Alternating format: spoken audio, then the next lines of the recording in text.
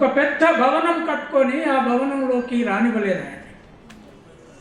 ఈ ప్రభుత్వం వచ్చిన రోజే ముఖ్యమంత్రి గారు, ఉప ముఖ్యమంత్రి గారు, మీ ముందే చెప్తున్నాను, మీరు ప్రమాణ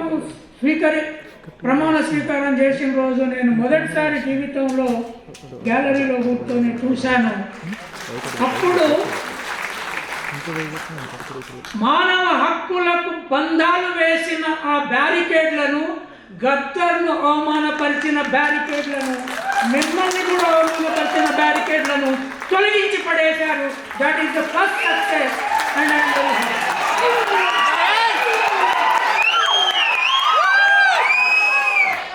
సెకండ్ అవమానం, ఆ ఉద్యమం తీవ్రంగా నడుస్తున్న రోజుల్లో గద్దర్ ఎక్కడో ఒకడ కేసీఆర్ను విమర్శించాడని, ఆ ఫూటుపాతగాడ నన్ను విమర్శించేది అని కేసీఆర్ చెప్పాడు.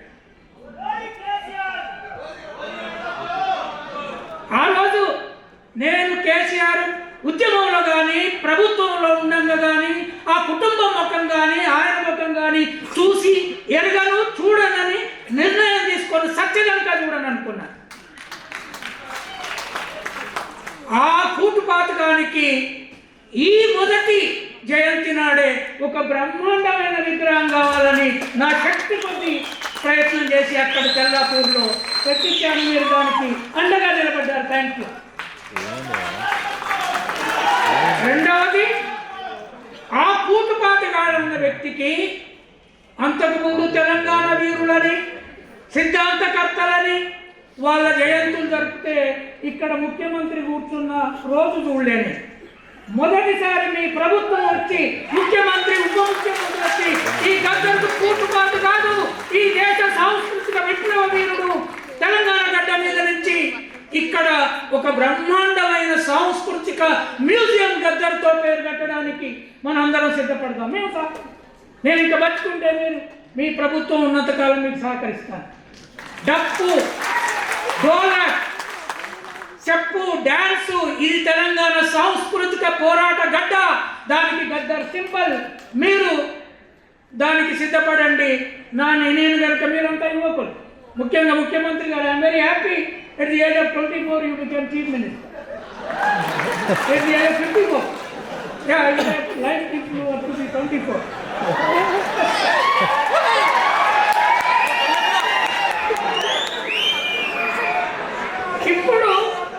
ఇప్పుడు ఫ్యూడలిజం కూలిపోయినంత హ్యాపీగా ఉన్నాను.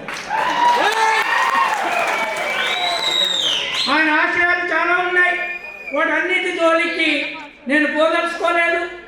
కానీ మిత్రుడా, ఎక్కడైతే పోరాటం ఉన్నదో, ఎక్కడైతే అవమానం ఉన్నదో, ఎక్కడైతే స్త్రీకి అవమానం జరిగిందో, ఆ స్త్రీకి ఒక సాహిత్య రూపం, ఒక పాట రూపం, ఒక ఆట రూపం. గద్దరు సినిమాలకు పోయి ఉంటే ఎన్టీ రామారావు కంటే అందమైన హీరో అయ్యేవాడు. అటువంటి గద్దర్ని ఇవాళ మనం మొదటి జయంతి నాడే ఆ తెలంగాణ ఉద్యమకారులని చెప్పుకునే వాళ్ళ పేరుతో వాళ్ళందరికంటే మీరు దీన్ని గొప్ప సింబల్గా చేయడానికి ముందుకొచ్చినందుకు ఐఎమ్ ఎక్స్ట్రీమ్లీ హ్యాపీ. సో ఆఖరిగా ఒక్క మాట చెప్పి ముగిస్తాను.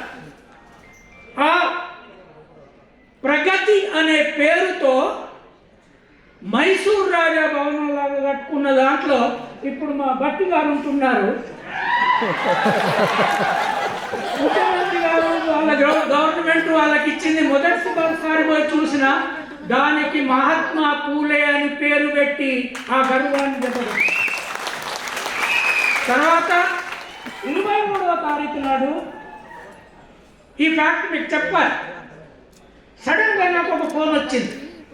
నేను నార్మల్గా తెలియని ఫోన్ ఎత్తాను. నేను కవితను మాట్లాడుతున్నా అన్నారు. ఎవరి కవిత? ఏ కవిత అన్నాను. సార్ నేను కేసీఆర్ కూతుర్ని కవితను మాట్లాడుతున్నాను అంటే రామనగర్ చేసిన ఉన్నాను అంటే లేదు సార్, నేను మహాత్మా పూలే విగ్రహం అసెంబ్లీలో పెట్టడానికి స్పీకర్కి అప్లికేషన్ ఇచ్చిన 26వ తారీఖు నాడు మీటింగ్ పెడుతున్నాం, మీరు అక్కడికి రావాలి అన్నది.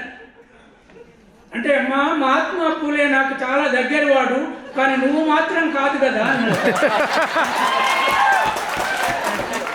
అంటే 10 ఏళ్ళు ప్రభుత్వంలో ఉండి మహాత్మా పూలే విధులు అసెంబ్లీలో పెట్టలేదు. ఇక్కడ ప్రజాభవన్కి మహాత్మా పూలే పేరు రాగానే రేపో ఎల్లుండో అసెంబ్లీలో వస్తుందని ఇప్పుడే ఒక ఉద్యమం మొదలుపెట్టింది. అంటే